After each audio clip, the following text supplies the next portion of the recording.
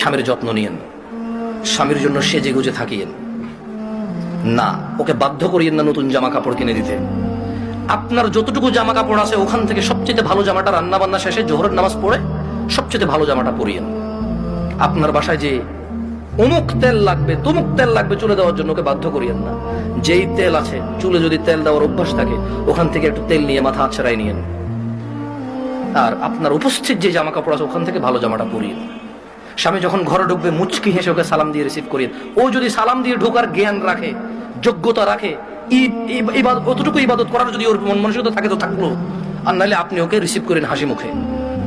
ও গোসলে যাওয়ার আগে গামছা লুঙ্গিটা টয়লেটে দিয়ে আসিয়ে, গোসল থেকে বের হওয়ার সময় গামছা অথবা তোয়াল্লা প্রয়োজন হলে দিয়েন।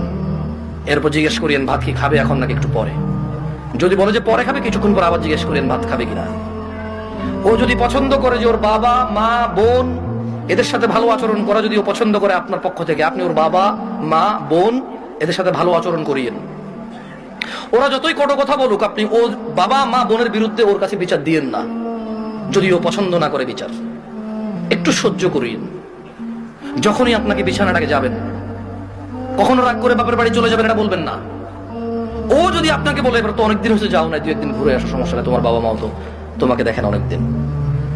আর বাপের বাড়িতে চলে গেলে 1-2 দিনের মাথায় বলিয়েন চলে আসবো নাকি। ও যদি বলে চলে আসো, তাহলে ও যাবে অথবা আপনার বাবা এসে দিয়ে যাবে, আপনার ভাই এসে দিয়ে যাবে, অভিভাবকের মধ্যে কেউ একজন এসে দিয়ে যাবে আপনাকে। এটা আপনি খেয়াল রাখবেন। যদিও আপনার প্রতি রাগ করে, আপনি উল্টা রাগ করিয়েন না। আপনি একটু ইতস্ত হইন, একটু নার্ভাস ফিল করিয়েন। আধা ঘন্টার মধ্যে যদি ও সরি না বলে, আপনি সরি বলে আবার ওর সাথে মিলিত হয়ে যান। আপনার স্বামী যদি বোকা মানুষ হয় তাহলেও ও আপনাকে আস্তে আস্তে পছন্দ করবে ইনশাআল্লাহ।